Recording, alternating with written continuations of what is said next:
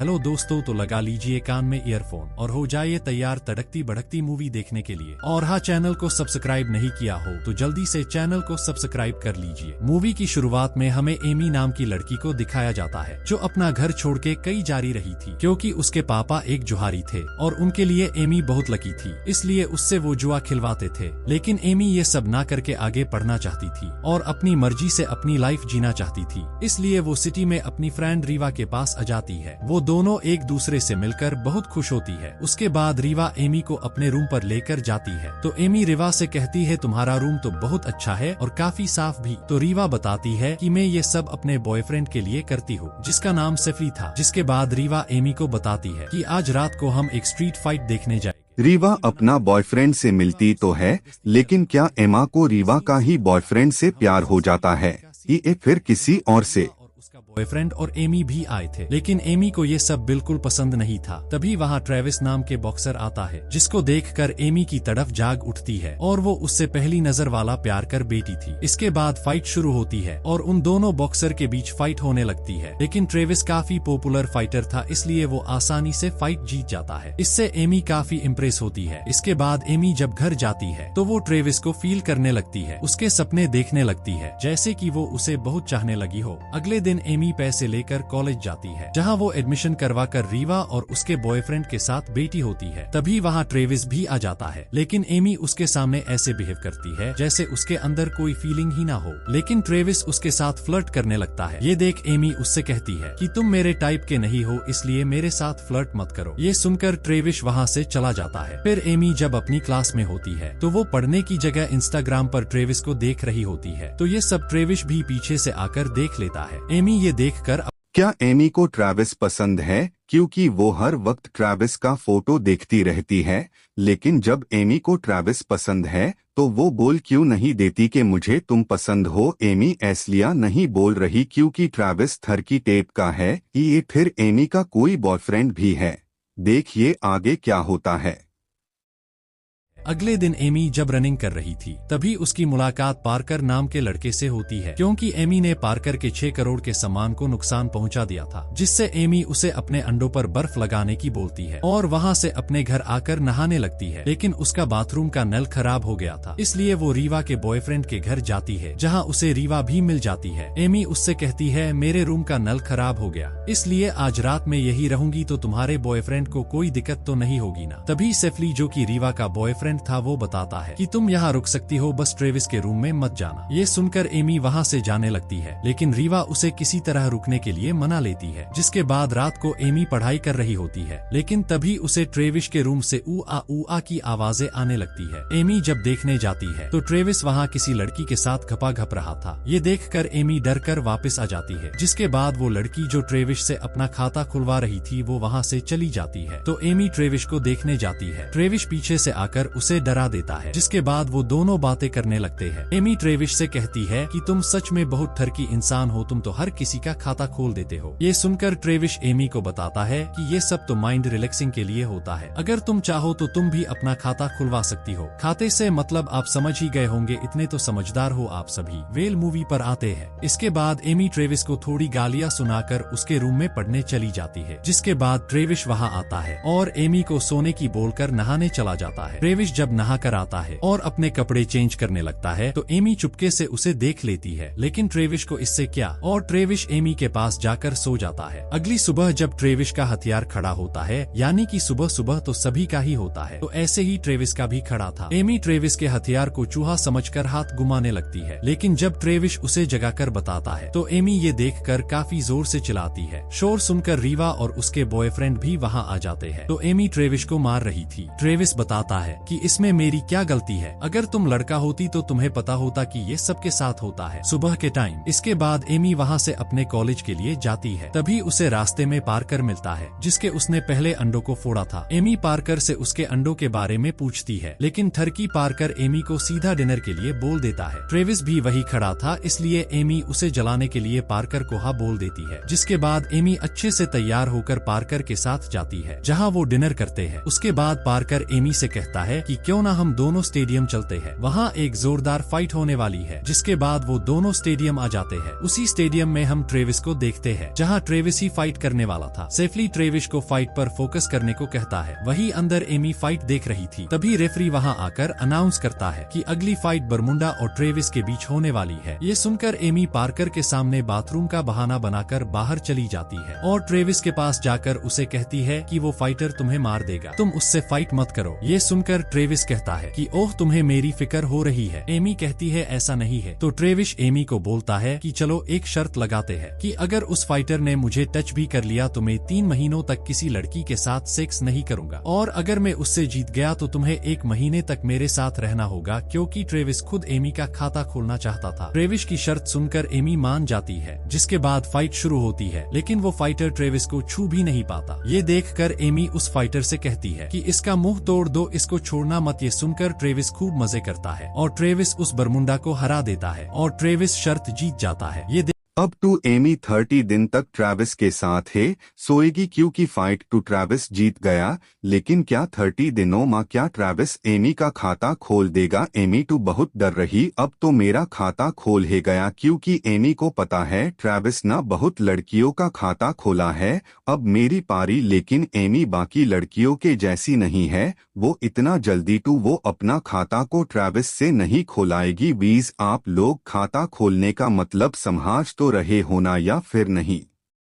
खोलने की सोची तो मैं यहाँ से चली जाऊंगी। ये बोलकर वो सो जाते हैं। अब उनका 1 महीने का सफर शुरू होता है, जहाँ वो धीरे धीरे अच्छे दोस्त बनने लगते हैं और दिन निकलने लगते हैं और 9-10 दिन निकल जाते हैं। जिसके बाद वो धीरे धीरे एक दूसरे के नजदीक आने लगते हैं। थोड़े दिन निकलने के बाद ट्रेविस एमी को अपनी फैमिली से मिलवाने ले जाता है, जहाँ ट्रेविस के भाई और उसके डैड रहते थे। लेकिन ट्रेविस की माँ बचपन में ही उन्हें छोड़कर चली गई थी। जिसके बाद वो सभी साथ में डिनर करते हैं और डिनर करने के बाद वो सभी पोकर खेलने लगते हैं। लेकिन एमी पोकर खेलने से मना कर देती है। जिसके बाद ट्रेविस के भाई एमी को पोकर खेलने के लिए फोर्स करते हैं। तो ट्रेविस बताता है कि मेरे भाई को पोकर में कोई नहीं हरा सकता। ये सुनकर एमी पोकर खेलने के लिए मान जाती है और एमी ट्रेविस के भाई को हरा देती है। तभी ट्रेविस के डैड एमी से पूछते हैं कि तुमने ये गेम कहाँ सीखा? तो एमी बताती है कि मैंने ये गेम वेगस में अपने घर पर सीखा था और ये मुझे मेरे पापा ने सिखाया था। तो ट्रेविस के डैड बताते हैं कि मैंने वेगस में एक मशहूर पोकर के बारे में सुना तो है, लेकिन कभी उसे देखा नहीं। तभी ट्रेविस का भाई सभी को एक आर्टिकल दिखाता है जिसमें एमी की फोटो थी, जिसमें लिखा था कि लकी 13 कई गायब हो चुकी है। ये देखकर सब समझ जाते हैं कि एमी ही वही लकी 13 है, इसलिए वो सभी एमी का ऑटोग्राफ लेने लगते हैं। उसके बाद ट्रेविस और एमी वापस अपने घर आ जाते हैं और दिन निकलने लगते हैं और 30वें दिन की लास्ट नाइट आ जाती है। जिसके बाद एमी ट्रेविस के साथ नहीं रहेगी। एमी अपने लैपटॉप से किसी माइक नाम के आदमी से बात कर रही होती है, जो एमी से मिलने के लिए कहता है और आई मिस यू भी बोलता है। तो एमी भी मिस यू टू बोल देती है। तभी वहाँ ट्रेविस आ जाता है और वो दोनों आपस में गंदी बातें करने लगते हैं और ट्रेविस एमी के ऊपर चढ़ जाता है और खाता खोलने लगता है। लेकिन एमी उसे नीचे गिरा देती है, जिससे ट्रेविस गुस्सा हो जाता है। साला अच्छा मूड बन रहा था, खराब कर दिया। तो एमी वहाँ से ये बोलकर चली जाती है कि मैं अभी वॉशरूम जाकर आती हूँ, और वो बाथरूम चली जाती है, जहाँ वो रीवा को बुलाकर उसको बताती है कि आज तो ट्रेविस मेरा खाता खोलने ही वाला था, अच्छा हुआ मैं वहाँ से चली आई। उधर ट्रेविस खाता खोलने की तैयारी कर रहा होता है। तभी उसकी नजर एमी के लैपटॉप पर जाती है, जहां वो माइक और एमी के मैसेज देख लेता है, जिससे उसको लगता है कि माइक उसका बॉयफ्रेंड है और गुस्सा होकर वहां से चला जाता है। उधर एमी भी खाता खुलवाने के लिए ट्रेविस को ढूंढने लगती है, लेकिन ट्रेविस उसे कहीं नहीं मिलता।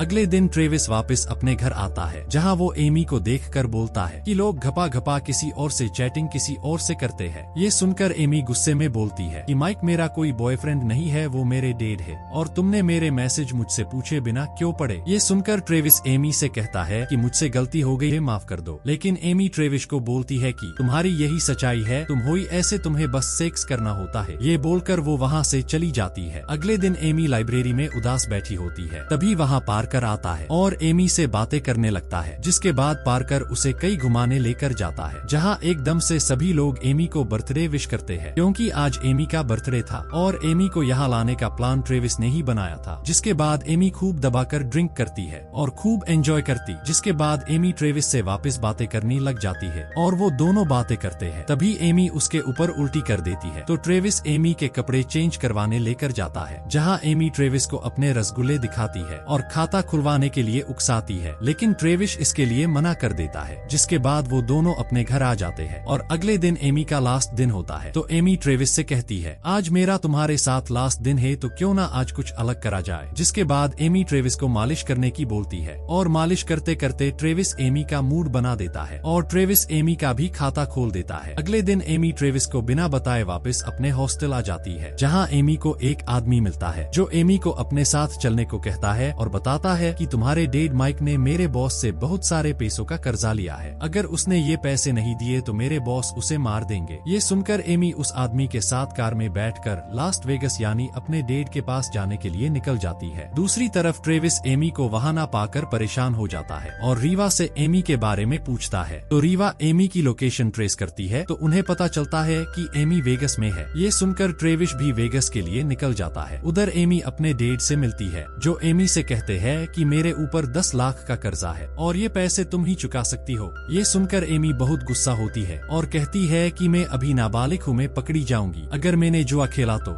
लेकिन एमी के डैड किसी तरह एमी को मना लेते हैं। जिसके बाद एमी एकदम फटाका बनकर जुआ खेलने जाती है, जहां वो बड़े जुहारियों को बुरी तरीके से हराने लगती है और बहुत सारे पैसे जीतने लगती है और कुछ ही देर में वो 10 लाख रुपए जीत जाती है और अपने पैसे काउंटर पर लेने जाती है और पैसे लेकर जाने लगती है। लेकिन वहां का सिक्योरिटी गार्ड उसे रोक लेता है, पर वो एमी का पुराना दोस्त होता है। एमी का दोस्त तो गद्दार निकला। उसको पता है एमी नाबालिग है और वो जुआ नहीं खेल सकती है। ये बात सिर्फ उसको ही पता थे वो नाबालिग है। और एमी का दोस्त बोलता, हाँ सारा पैसा मुझे दे दो वरना तुम पार पुलिस केस भी कर सकता हो।